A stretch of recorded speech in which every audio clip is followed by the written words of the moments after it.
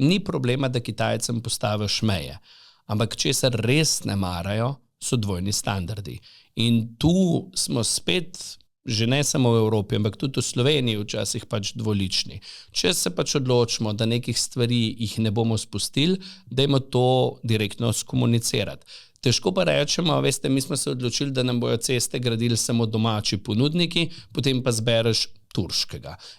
Ker seveda neumni pa niso in to podcenjevanje, ki jo včasih Kitajska je deležna v Evropi, ne, je po mojem mnenju tisto, kar njih po mojem mnenju spet upravičeno prizadane. Predvsem me je presenetilo, da država, tudi politika, ima načrt, kam želi priti. Ima kratkoročni načrt in ima dolgoročni načrt. Kar pogosto pogrešamo pri nas, predvsem, kadar gre za nove tehnologije. Vedno iščemo kakšen denar, če dobimo na raziskovalnem področju projekte, tudi najprestižnejše evropske projekte, kot so ERC, vedno je problem, kje dobiti tisto nekaj denarja je treba od doma pristaviti k takemu projektu. In sami raziskovalci hodijo od politika do politika, od ministra do ministra in prosijo za denar in tako naprej. To se mi zdi, tega tam ni in dejansko vse to potem tudi pozna, predvsem v tem razvoju, ki me je izjemno presenetil.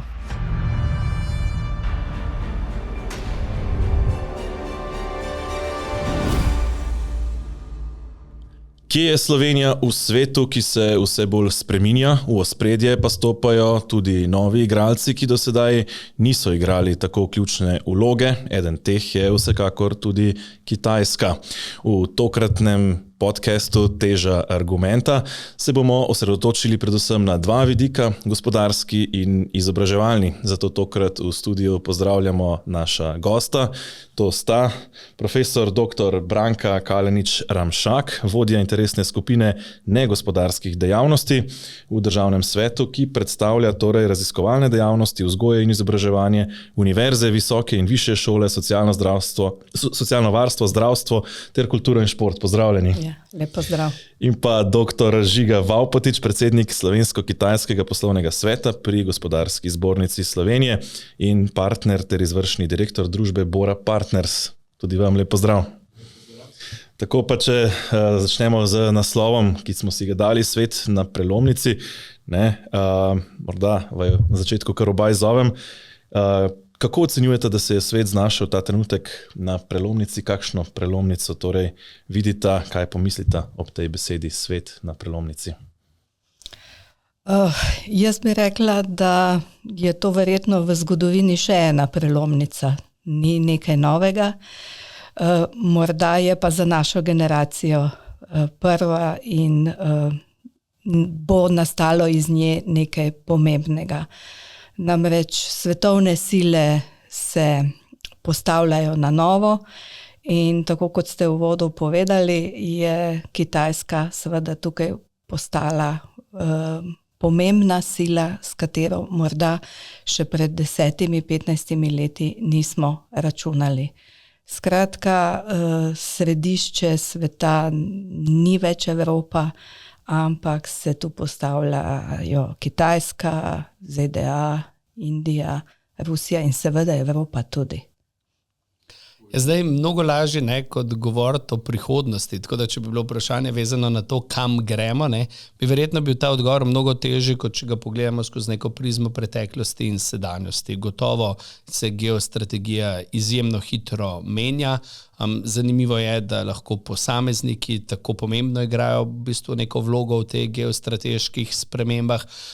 Na drugi strani pa seveda nove tehnologije, jaz mislim, da predvsem tudi umetna inteligenca bo prispevala k tej prelomnici, konec koncev tudi to vpliva na to, kdo geostrateško igra pomembno vlogo.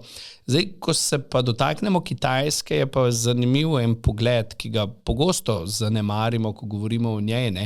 Če to časovnico malo bolj raztegnemo in jo naredimo zgodovinsko daljše, bomo seveda ugotovili, da Kitajska je vedno bila neka zanimiva velesila, ki pa je v nekem obdobju preteklosti šla mal dol in zdaj z nekim izjemnim napredkom zadnjih 40 let naredila en res izjemen korak naprej.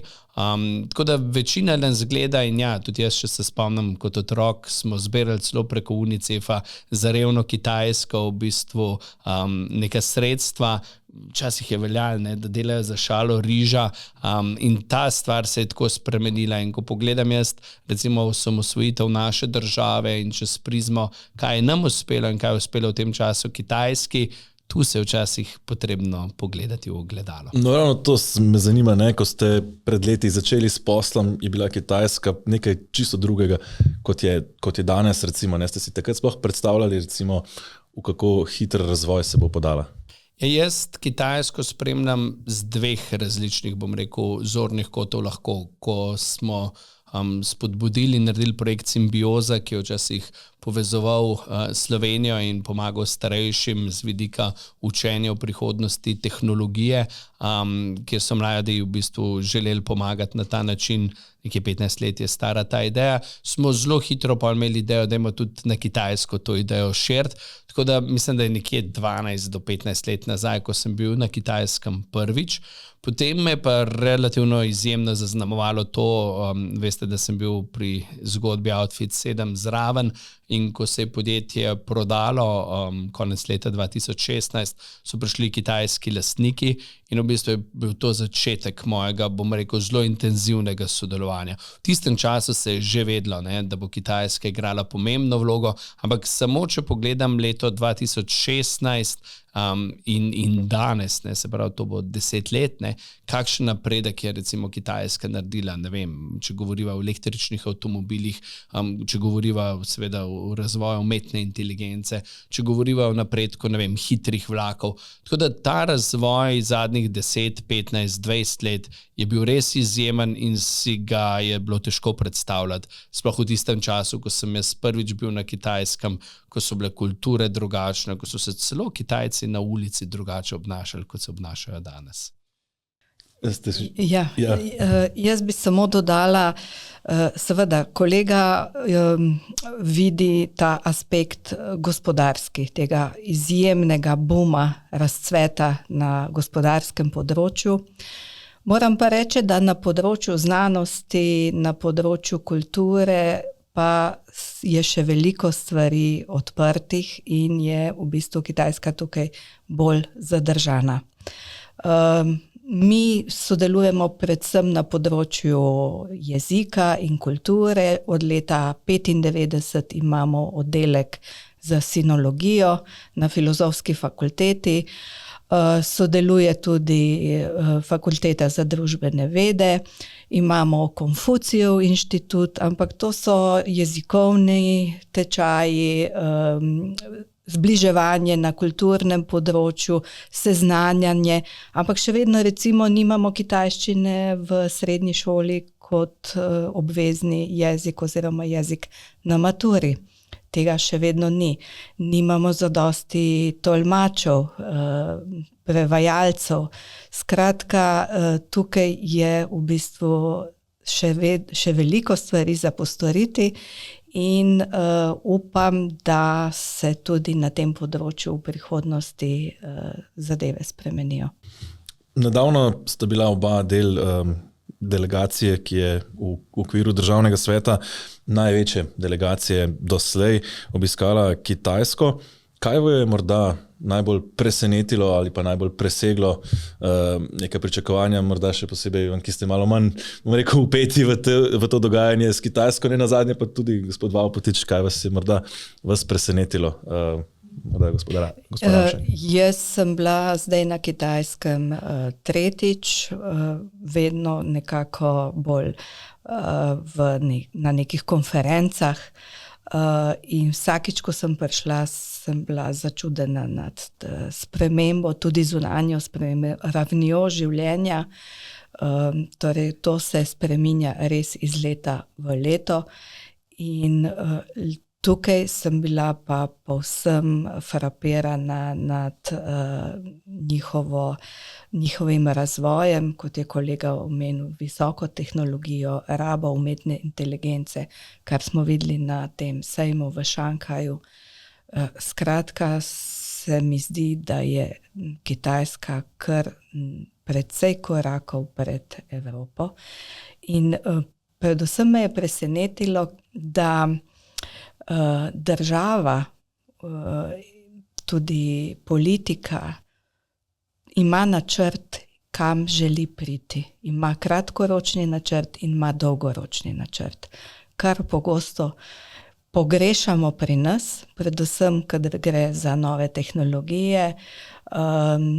Vedno iščemo kakšen denar, če dobimo na raziskovalnem področju projekte, tudi najprestižnejše evropske projekte, kot so ERC, vedno je problem, kje dobiti tisto, nekaj denarja je treba od doma pristaviti k takemu projektu. In sami raziskovalci hodijo od politika do politika, od ministra do ministra in prosijo za denar in tako naprej. To se mi zdi, tega tam ni in dejansko vse to potem tudi pozna, predvsem v tem razvoju, ki me je izjemno presenetil. Zdaj, če pogledamo samo skozi prizmo Slovensko-kitajskega poslovnega sveta pri Gospodarski zbornici, je bila to naša 5. delegacija, v kateri smo pač aktivno sodelovali z vidika gospodarske delegacije. S tem, da moram reči, da je predsednik državnega sveta res modro ugotovil, da je dobro, da gospodarstvo vključi tudi, moram rekel, ta političen aspekt. To nekateri politiki v Sloveniji razumejo, nekateri malo manj, ampak še enkrat se je točno to dokazalo. Veste, jaz tudi gospodarstvenikom pogosto razlagam, ko hodite na Kitajsko, pejte z roko v roki z politiko, na drugi strani je pa seveda modro, da politika sabo vzame tudi še kaj gospodarstva, kajti na ta način Kitajska posluje, na ta način Kitajska deluje. Kitajska skozi prizmo, bom rekel, svojega razvoja in širjenja, bom rekel, nekih svojih moči, pogledov in idej, to dela predvsem skozi prizmo gospodarstva. Seveda je pa treba razumeti, da je politika popolnoma drugače tretirana. Jaz sem prepričan, da so se ne samo predsednik, ampak tudi svetniki počutili mnogo bolj dobrodošli, mnogo bolj cenjeni in spoštovani, kot je to pogosto tu doma. Jaz si mislim, da je ta sistem pravilen, konec koncev se bi vsi mogli bolj zavedati, da je ključno vprašanje, kdo upravlja državo in Kitajska to dobro razume in Kitajska zna svoje politike na eni strani seveda od njih veliko pričakovati, na drugi strani pa zna to izjemno spoštovati in mislim, da se je še enkrat pokazalo, kakšno vlogo in kakšen pomen je recimo Kitajska dala slovenskemu državnemu svetu. Vi morate razumeti, da so predsednika in državne svetnike sprejeli najbolj ključni ljudje, z izjemo predsednika Šija, so jih sprejeli številka 2, številka 3 in številka 4, namreč Kitajska upravlja na nek način 7 ljudi, zato jih pogosto imenujemo v teh številkah. In tudi njihov posvetovalni organ, se pravi gostitelj predsednika, je izjemno spoštovana institucija, kjer združujejo res najuglednejše ljudi in vsi, vključno s predsednikom države, se pravi predsednikom Šijem, se velikrat nasloni na to telo. In jaz mislim, da je to spet ena lahko učna ura naši, malo mlajši, bom rekel, sicer demokraciji, iz vidika upravljanja, kako se država lahko res na en zanimiv, hkrati pa uspešen očitno način upravlja. No, ravno to me zanima, ne, v Sloveniji se mi zdi, da se pogosto do državnega sveta, posebej še vladajoča politika obnaša nekoliko omalovažujoče. Ne nazadnje poznamo tisti rek, ne, češ, da je državni svet slepo črevo slovenske demokracije in tako dalje. Vas je močno presenetil ta povsem drugačen pristop recimo Kitajcev do državnega sveta? Zelo prijetno presenetil. Torej, res, kot je kolega omenil, smo bili izjemno lepo sprejeti. Torej, Obisk je bil načrtovan do vsake podrobnosti. Recimo mene kot jezikoslovko je presenetilo, da čisto na vsakem sestanku je bilo moje ime pravilno napisano. Branka Kalenić Ramšak. Niti enkrat se ni zgodilo, da bi manjkal š ali pa č. Se pravi, in tako tudi do drugih kolegov, izjemno pozornost so nam dali, čudovito so nas sprejeli, prijazno ravnali z nami in seveda pričakujejo, hkrati pa tudi oni pričakujejo, da tudi mi spoštujemo njihovo državno ureditev, njihovo politiko, to smo večkrat slišali. Oni se pač ne bodo vmešavali v našo politiko in menijo, da je pač njihov način vodenja najprimernejši za 1,5 milijarde ljudi, malo manj, kar si seveda mi niti približno ne moremo predstavljati. Se pravi, dali so nam izjemno pozornost tudi predstavnikom državnega sveta, ki smo tam predstavljali 2 milijona ljudi, kar je za njih tako 3-4 stolpnice mogoče.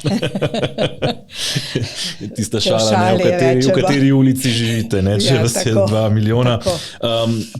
Pogosto se pojavlja ta nek kulturni prepad med recimo evropsko kulturo, kitajsko, ki je precej drugačna. Morda na kak način pristopati, ko gre za posel ali pa ko gre za kulturne izmenjave, pa morda če začneva najprej na poslovnem področju, ne, kako razumeti, kaj je ključno za razumevanje današnje Kitajske, za prepoznavanje teh razlik in jih ustrezno nasloviti, recimo, če nekdo želi skleniti nek posel ali pa kaj podobnega.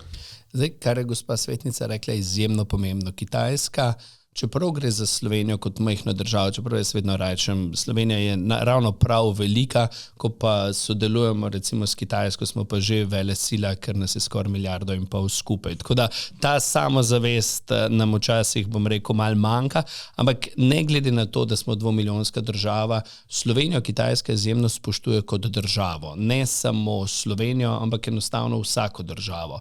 Če imajo morda Američani ta vidik, ne, da merijo moč države, pomen države, kdo je bolj, kdo je manj, seveda se razume, da so nekatere velike države za Kitajsko lahko tudi bolj koristne, ampak to spoštovanje do države je prisotno ne glede na velikost države. Zdaj, če me seveda sprašujete, glede razlik, teh je velik. Včasih se pohecam, da polovica sivih las so mi naredile punce, polovica pa Kitajci, kajti ta kulturna razlika je bila res nekaj velikega. Kaj je bila pa moja velika prednost? Jaz sem ta privilegij, pa hkrati dolžnost, da sem prevzel predsednikovanje upravnemu odboru Outfit 7 imel, ko sem bil star 33 let. Jaz sem se namreč zavedel, da ne moram biti najbolj pameten, ampak da se moram krepko učiti. In jaz mislim, da je to tista največja napaka, ki jo pogosto Zahod dela, ko govori o Kitajski, da to zelo samovšečno gledamo, hočemo kar na nek način pametovati in jim vse povedati, kaj bi oni mogli narediti, ne. Jaz mislim, da je pravi pristop, ne glede na to, gre za kulturno, absolutno pa za poslovno delovanje, ta vidik, da si daš dovolj časa, da si znaš prisluhniti in da na nek način razumeš, da je pomembno to drugačnost na nek način spoštovati. Jaz sem vedno povedal, da smo vsi drugačni, ampak da je to lahko velik privilegij oziroma prednost. Da če znamo en drugega slišati, razumeti in upoštevati, da je to ključna zadeva. Jaz predvsem poslovnežem razlagam, da na Kitajsko se ne pride enkrat podpisati pogodbo in je vse urejeno. Kitajska je kultura še posebej, čeprav jaz mislim, da so vse kulture take, ampak da ko posluješ, da moraš to narediti na nek spoštljiv način, da si moraš pridobiti zaupanje, da gradiš to prijateljstvo in skozi to prizmo lahko potem uspešno deluješ. Tako da, ko govoriva o tej drugačnosti, je absolutno prisotna,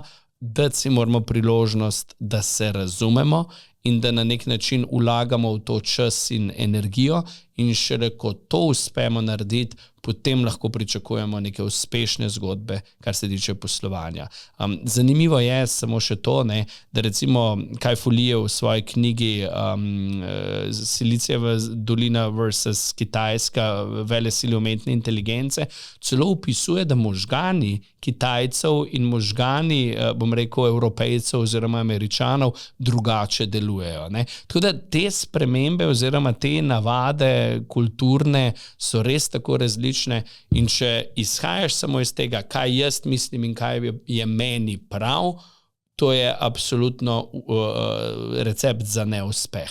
In to je tisti nasvet, ki ga pogosto, kar se tiče dam, glede poslovanja. Bi kaj dodali še v tem akademskem svetu? Jaz bi samo še dodala, da recimo že 15 let imamo tudi študij slovenščine na Kitajskem v Pekingu in zdaj tudi partnerska univerza Konfucijevega inštituta je v Šanghaju in zdaj se je že več kot 200 študentov slovenščine naučilo, imamo lektorico, ki tam odlično deluje, zdaj so se izobrazili že nekateri kitajski profesori, ki znotraj katedre za slovenski jezik in književnost delujejo in kar smo videli tudi med obiskom, v bistvu imeli smo prevajalca, ki je prevajal iz slovenščine v kitajščino, ne, in deloma nekaj malega tudi obratno. In bil je Kitajec. In bil je Kitajec in to se zdi morda popolnoma neverjetno in ko ga poslušate tako natančno, ne, jaz tudi se mi zdi, da nisem slišala niti ene dvojine, ki bi jo falil. Tako da izjemno to spoštovanje in s tem nam v bistvu dajejo, da se jim zdi vredno vlagati tudi v nas, ki smo recimo majhni, da spoštujejo tudi našo kulturo in seveda, kot je rekel kolega, mi tudi moramo v bistvu poslušati jih, spoštovati in pač najti potem neke skupne interese, ki so predvsem v gospodarstvu in v novih tehnologijah. No, pa ko smo ravno pri gospodarstvu, pojavljajo se pogosto tudi opozorila, recimo pred tveganji, ne nazadnje, da je lahko to tudi velik izziv, ko govorimo o sodelovanju z državo, ki vendarle je oblast tam totalitarna, ko se pojavljajo očitki glede kraje tako intelektualne lastnine, kot recimo kršenja človekovih pravic, ne, nasplošno recimo pomanjkanja svobode in dejstva, da so recimo v gospodarskih subjektih tudi politični vidiki izjemno prisotni oziroma da so bolj ali manj podjetja tako ali drugače na Kitajskem podrejena kitajske komunistični partiji. Kako velik izziv je to recimo pri sodelovanju oziroma kje je potrebno biti previden? Zdaj, seveda, v tem vprašanju ste odprli toliko pomembnih tematik in predvsem takih, ki so lahko iz nekega zornega kota v debatah izjemno občutljive. Zdaj, moje mnenje je, se pravim, s Kitajskom pa zdaj že kar nekaj izkušenj, da je treba absolutno imeti samo jasno strategijo in jo to znati komunicirati. Ni problema, da Kitajcem postaviš meje, ampak česar res ne marajo, so dvojni standardi. In tu smo spet, že ne samo v Evropi, ampak tudi v Sloveniji včasih pač dvolični. Če se pač odločimo, da nekih stvari jih ne bomo spustili, dajmo to direktno skomunicirati. Težko pa rečemo, veste, mi smo se odločili, da nam bojo ceste gradili samo domači ponudniki, potem pa zbereš turškega. Seveda neumni pa niso in to podcenjevanje, ki jo včasih Kitajska je deležna v Evropi, ne, je po mojem mnenju tisto, kar njih, po mojem mnenju, spet upravičeno prizadene. Zdaj seveda, a je vpliv politike dobra ali slaba stvar, je lahko zelo dolga diskusija.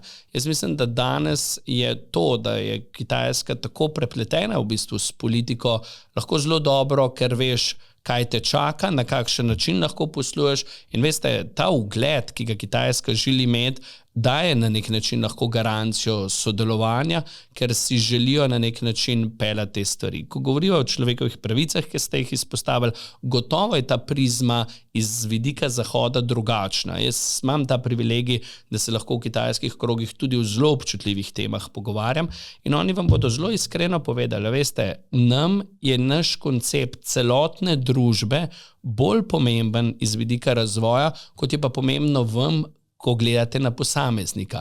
In je ta prizma popolnoma drugačna. Ampak zadnjič sem imel eno zelo zanimivo debato z eno sodnico, ki se ukvarja veliko s človekovimi pravicami in lepo je rekla, ne Žiga, ampak ena človekova pravica, ki je pa nam Evropi in Kitajcem zelo blizu, je pa mir. In ta mir je nekaj, kar bi nas mogli bolj združevati. Tako da, veste, jaz mislim, da kar Sloveniji manjka in sem do tega prvič glasen in drugič kritičen, je jasna strategija, kaj ja, kaj ne in na kakšen način. Jasen pogled, kaj mi lahko ponudimo Kitajski. Jaz predsedujem tudi na Strateškemu svetu za internacionalizacijo na Gospodarski zbornici in sem pogosto kritičen do slovenskega pogleda, ker ne vemo, kdo smo, kaj smo in kam bi radi šli. In ko bomo imeli mi te stvari poštimane in ko bomo mi vedeli točno kam in kako, nas bo zaradi tega Kitajska še bolj spoštovala. Postavimo meje, ampak te meje pa argumentirajmo. A veste, zato, ker vam pač nekdo ni všeč, ali še huje, kar se v Sloveniji dogaja, ker vam neka druga država reče, da morate biti bolj poslušni do te države in se do te Kitajske obnaša drugače, to je to in kdorkoli misli, da tega Kitajske ne vidi, se absolutno moti. Iz mojih izkušenj, ko sem pa predsedoval milijardnemu podjetju, ki je bilo v lasti Kitajske in ko so hoteli narediti kakšno, bom rekel, napako ali pa neumnost, ker ni bila iz njihovega zornega kota razumljena, z mojega pa zelo močno, sem pa to vedno lahko argumentiral in jasno povedal, da tega ne bodo naredili, ker bojo posledice take in take in vedno so to spoštovali.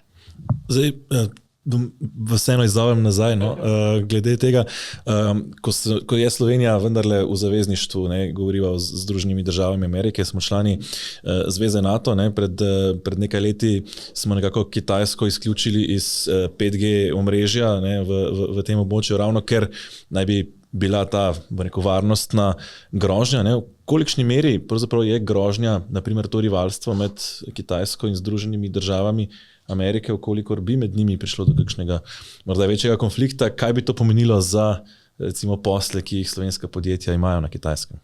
V zavezništvih in kako se te hitro spreminjajo in verjetno smo o tem uvodoma že nekaj povedali, ste lahko videli, kaj se zgodi čez lužo, ko pač izvolijo samo novega predsednika.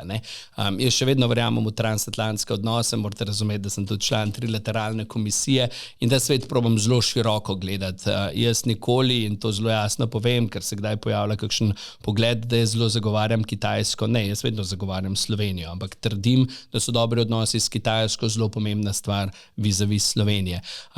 Zdaj, v mojem idealnem svetu tisto, kar NATO predstavlja, bi celo povabil Kitajsko v NATO in rekel, če hočemo imeti res svetovni mir, potem bi lahko iskreno verjeli v ta vidik, da mora biti vse vele sile neke članice take varnostne zadeve. Lahko mi poveste, da imam rožnata očala, ampak z njimi, bom rekel, malo lažje živim.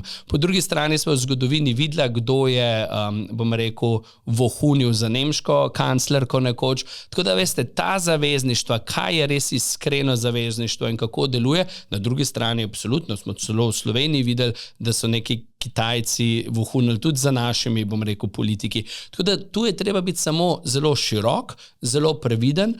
Mislim pa, da ima Slovenija bi mogla imeti dovolj poguma, da velesilam zelo jasno pove, naša velikost zahteva od nas, da sodelujemo z vsemi, po takimi in takimi pravili. To je vsaj moj pogled. Tako da ta vidik, se pravim, je ključen, postavljati meje, povedati, kaj je za nas sprejemljivo, kaj ni sprejemljivo in ne zagovarjam tega, da Kitajci vedno vse prav naredijo. Ampak se bojim, da je pogosto ta evropski odnos do njih tista napačna smer, ki nas konec koncev že danes stane nekaj, upam pa, da nas ne bo stala preveč prihodnosti. Jaz bi dodala, da se mi zdi, da si ravno tega želijo, spoštovanja. Tisti časi, ko smo v Evropi, pa tukaj so Nemci verjetno naredili veliko napak, ko smo razmišljali, da bomo svojo tehnologijo in znanost izvažali na Kitajsko in oni bodo pridno delali za nas, seveda tega ni več. Nekako cel razvoj 20. stoletja, saj na področju znanosti so preskočili, pridobili znanja, do katerih smo mi skozi desetletja prišli in sedaj od tu z velikimi koraki grabijo naprej, tudi na področju znanosti. In želijo si tega spoštovanja, te enakosti, da nikakor, da gledamo zviška na njih in želijo si tega partnerskega odnosa. In tukaj mislim, da bi Slovenija res lahko naredila ene velike korake, ker smo vendar toliko manjši in lahko bi bili bolj prožni in prilagodljivi in v bistvu pokazali morda večjim članicam EU, kako je treba te odnose graditi, kot je rekel kolega. In tu je še ena stvar pomembna. Pravilno ste ugotovili, čeprav to je neko obdobje, ki je bilo. Kitajska je v nekem obdobju izjemno izkoristila, bom rekel, evropsko znanje, skupirala zadeve in zelo na nekem tankem ledu peljala zadeve. Danes to več ni razvoj Kitajske, danes Kitajska zna že absolutno inovirati. Ampak dajmo pogledati samo eno tako zelo življenjsko zadevo, ki se je reče čaj. In pogledajte ta odnos Angležev do čaja in komu so pa Angleži ta čaj vzeli. Tako da spet, jaz vedno, ko govorim o nekih zadevah, se probam prvič mal iz lastnih čevljev potegniti višje in gledati zemljo iz enega širšega, morda zelo globalnega pogleda, hkrati si pa dovolim zgodovino pogledati z neko širšo premico nazaj. In vedno so bile, vedno bodo te bitke. Tako da se pravim, s prstom kazati samo na enega je verjetno tisto, kar je najbolj nevarno, ravno v odnosu med Kitajsko in ostalim svetom. Bili smo tudi v Hongkongu, in seveda v Hongkongu imajo z Angleži izjemno slabe izkušnje in to smo tudi slišali od častnega konzula. Pač še predobro se spomnijo tih opijskih vojn in v kakšnem podrejenem položaju so bili Kitajci v Hongkongu, v tej provinci. Skratka, tega si ne želijo in želijo si enakopravnosti, kot je rekel kolega, v znanosti so bili tudi spodrsljaji, se pravi, so Kitajci v bistvu štartali, prevzeli naše znanje, ampak danes nikakor ni več temu tako. In mislim, da imamo tukaj še zelo odprto pot, da vendar tudi s Kitajci poskušamo delati kakšne skupne projekte, kakšne raziskave in oni bi si zagotovo tega želeli. No, za ta širok pogled, ki ga je omenil gospod Vavpotič, se zdi, je potrebno nekako široka izobrazba, široko znanje. Morda me zanima vaš pogled na kitajski izobraževalni sistem, na razlike oziroma kaj se morda od njih na področju izobraževanja lahko naučimo Slovenci, da morda izboljšamo našega. Njihov sistem je zelo kompetitiven. Izobraževalni sistem, mislim. Ne vem, če bi bili naši pedagogi ali pa mladi za takšen sistem, namreč tam tekmujejo za točke, da pride že v osnovni šoli, da pridejo na ustrezno srednjo šolo, gimnazijo in potem spet tekmujejo, imajo grozljiv zaključni izpit, da pridejo na pravo univerzo. Torej zelo podobno kot na Japonskem in otroci so v strašnih stiskah, kajti če ne prideš na pravo univerzo, pač imaš veliko vrat potem zaprtih.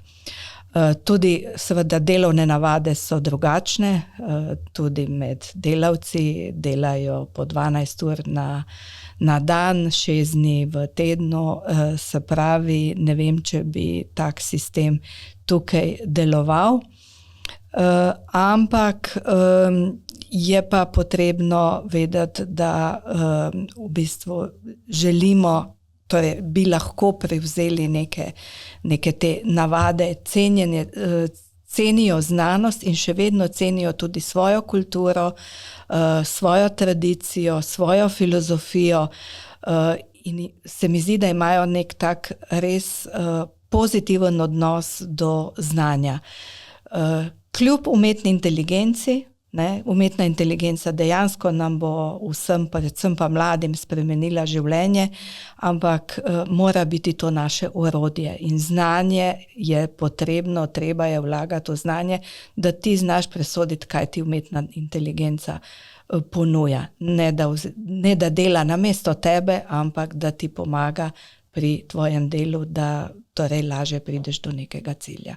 Zdaj jaz pogosto, predvsem iz vidika tega, da izkažem s kakšno hvaležnostjo, živim v tej državi, se pohecam in rečem, verjetno res ne bi nikoli vzgajal otrok, verjetno pa tudi z načinom, kakršen sem in kako iskreno povem mnenje tu, vprašanje, če bi bil tam ravno na prostosti. Ampak, ko pa govorimo o izobraževanju, se mi zdi pa en koncept in en zelo pomemben temelj ključen in to je nekaj, kar je doma pogosto apel slovenski politiki. A veste, vi na Kitajskem lahko izobraževanje izjemno dolgoročno planirate, ker v njem lahko razmišljate o 1-letnem fokusu, 5-letnem fokusu, 10-letnem fokusu, 50-letnem fokusu in celo lahko pomislite, kako si predstavljate in kaj je pomembno za državo 100 let naprej. Pri nas kar nekaj ministrov za izobraževanje sem imel čast in možnost poznati.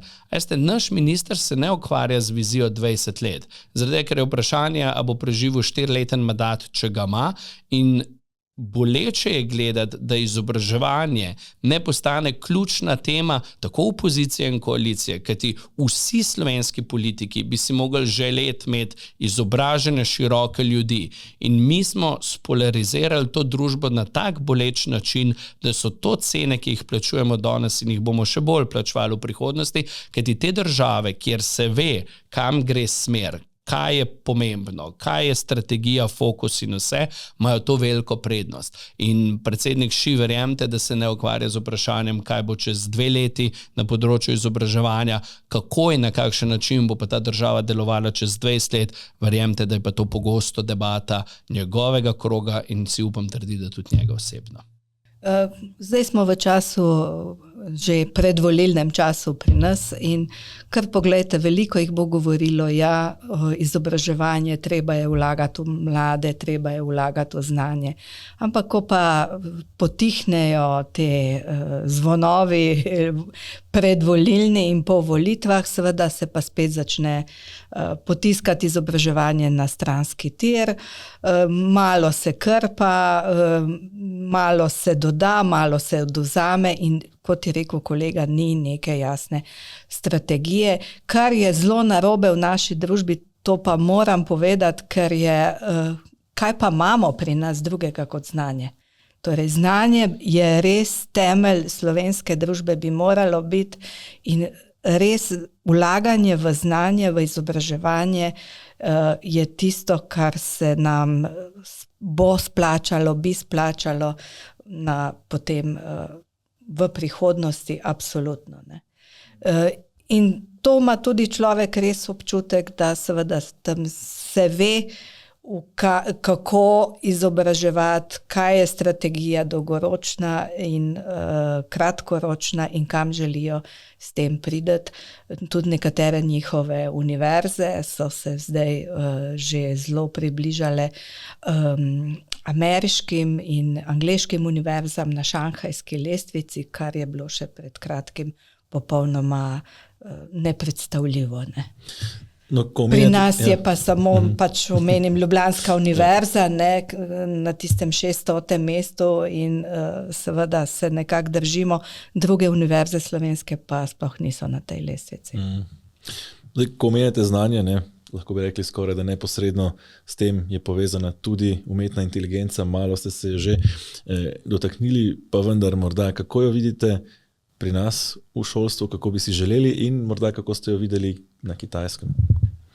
Ja, se bojim, da bo spet tako zelo neorganizirano prišla v šolski sistem, da nihče ne bo vedel, kaj s tem početi. Učenci, dijaki bodo to uporabljali, učitelji se bojo držali za glavo, kako to ali prepovedati, kar bi bil totalni nesmisel. In veliko bomo spet govorili, se mi zdi, veliko je nekih dokumentov, konferenc, ampak nihče ne pove tako in tako se bomo tega lotili, ker seveda umetna inteligenca torej uporabljajo tudi študenti in se jaz tudi vsak dan v bistvu s tem borim in skušam svojim študentom čisto na neki osebni ravni dopovedati, da mora to biti za njih orodje, da jim tudi pri tujih jezikih lahko seveda to koristi, ampak še vedno morajo pri tujih jezikih se naučiti tuje skladnje, nepravilnih glagolov in tako naprej, da bodo znali v bistvu presoditi, kaj je primerno in kaj ni primerno. Se bojim pa, da je na Kitajskem že presneto dobro vedo, kako se bodo tega problema lotili in kako bojo v bistvu umetno inteligenco uporabili kot orodje. Kako vi vidite to umetno inteligenco? Mislim, zanimivo je, da je umetna inteligenca verjetno eden izmed temeljev še večjega razkoraka geostrateškega, ker je tekma med Kitajsko in Ameriko tu neizprostna. In verjetno lahko to predstavlja enega največjih izzivov za človeštvo. Tega se morda malo premalo zavedamo. Namreč, namesto da bi vsi skupaj razumeli, in jaz mislim, da spet gremo absolutno v napačno smer zelo močne te nacionalne zavesti in podobnih zadev, hkrati pa pozabljamo, ta svet je zaradi globalizacije vedno bolj povezan, vedno bolj odvisen en od drugega, če odpreva seveda vprašanje okolja in ta vidik, ampak tudi vprašanje umetne inteligence. Zakaj? Kako daleč jo bomo spustili, je vprašanje, po mojem, celo obstoja ali ne obstoja človeštva. In ne govoriva o vprašanju čez 50 ali 100 let, lahko govoriva o vprašanju čez 3-4 leta. In zdaj, ko imate vi dva tako pomembna deležnika, ki tekmujete na tem področju in vsak želi biti malo boljši in dokazati en drugmu, da je boljši in boljši in boljši, je vprašanje, kdo bo prestopil Rubikon tega elementa.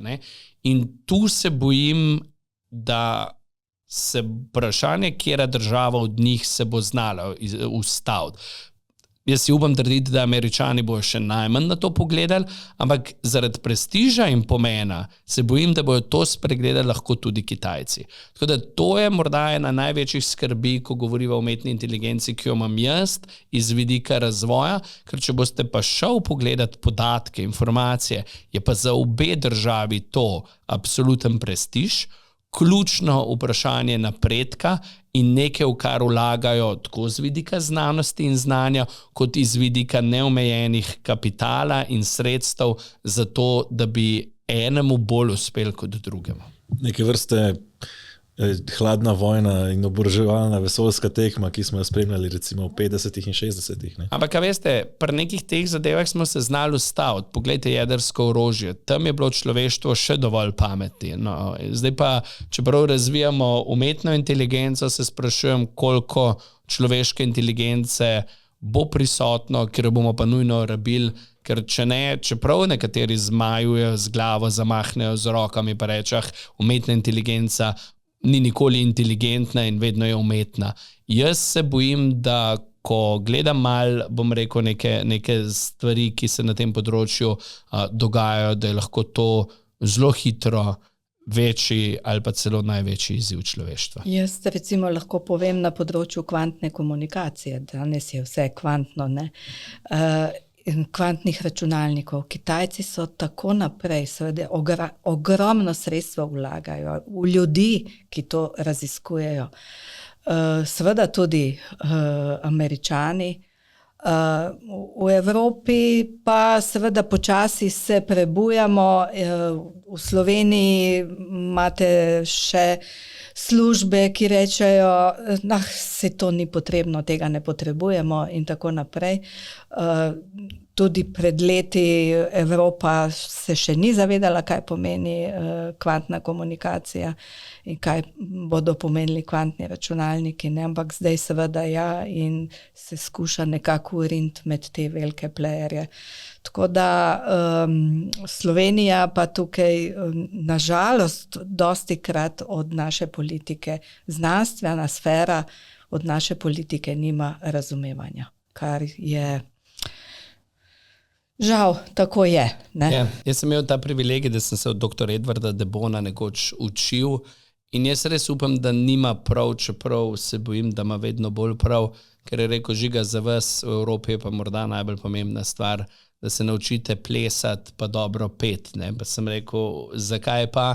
Je rekel, na koncu, če bo Evropa delovala, kot deluje, bo samo še muzej na prostem. Tako da res upam, da ne gre v to smer, ampak ta prebuditveni klic bi Evropa počasi mogla doživeti, ker in se potegniti iz tega samo verovanja, da smo najlepši, najboljši, da je tu kvaliteta življenja najlepša in najboljša, jaz se s tem strinjam. Ampak če ne narediš pravih korakov naprej, potem imaš izzive, da tega ne moreš obdržati v neko prihodnost. In tu nas res čaka kar nekaj dela, ne samo v državah članicah, ampak morda v celi Evropi kot taki. Znanost se trudi, to dejansko, to je treba reči, ampak seveda dostikrat tudi pri nas brez politične podpore ne gre. Ne? In tega bi se morali res tudi politiki zavedati.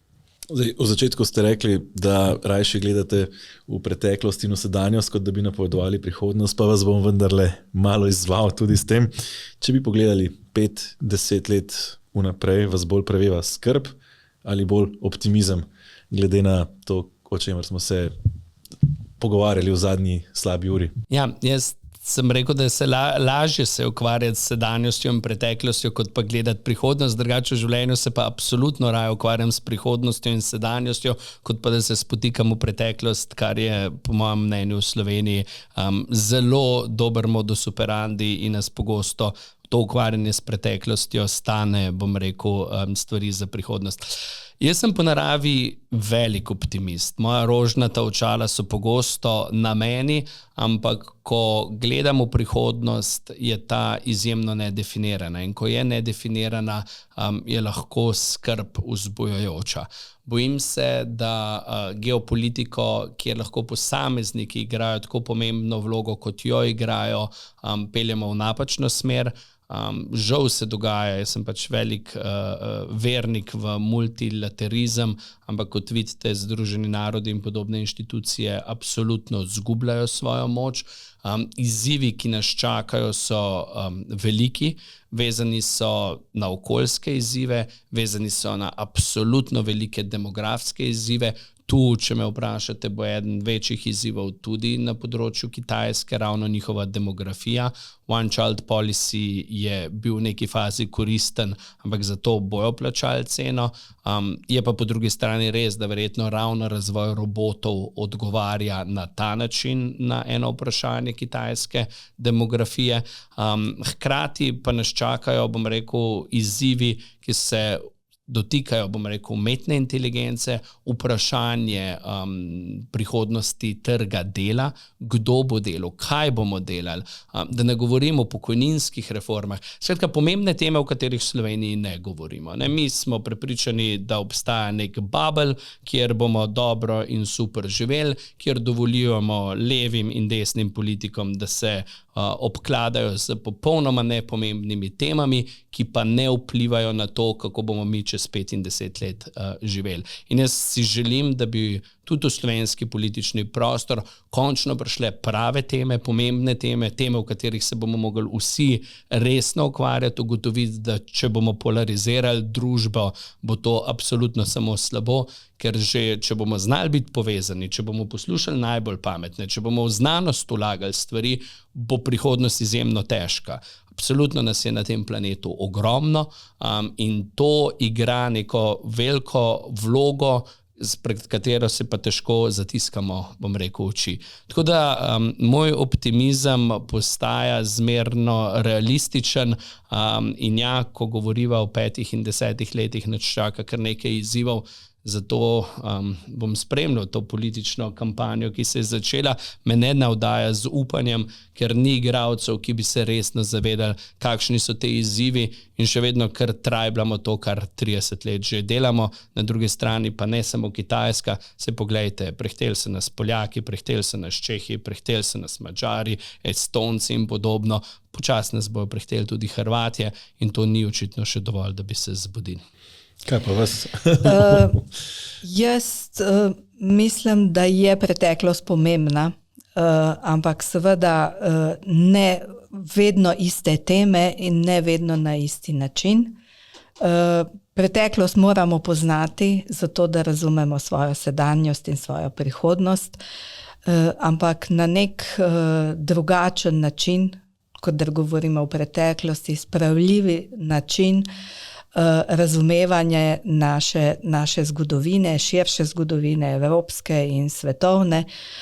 Tako da se mi zdi, da to je potrebna tema spoznavanja, da mladi morajo to spoznati, ampak seveda pričakujem pa od odločevalcev, da se zelo odločno organizirajo in pogledajo v preteklost, pogledajo čez planke, pogledajo levo, desno, gor, dol, kaj se dogaja in skušajo seveda najboljše za Slovenijo, ne za njih in za njihove stranke in spet za 4-letni mandat, ampak kar bo dobro za Slovenijo, za tiste, ki tukaj živimo.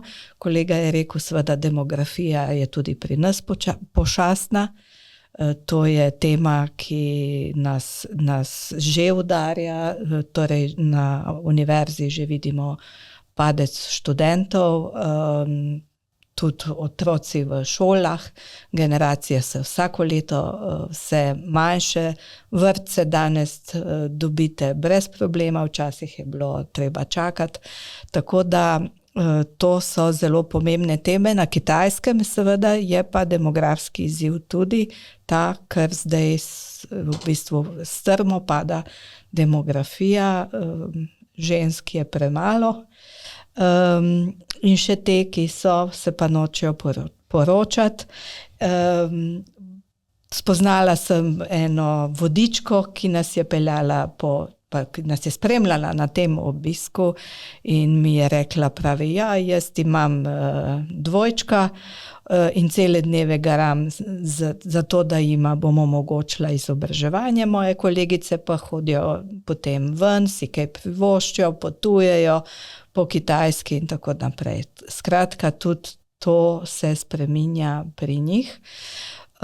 Tako da jaz mislim, da ne smemo biti samo pesimisti, treba je optimistično, ne, z rožnatimi očali, kot pravi kolega, kot pravi Žiga, gledati v prihodnost, ker če nas pesimizem pokoplje, potem pademo v depresijo in to ne bi bilo dobro.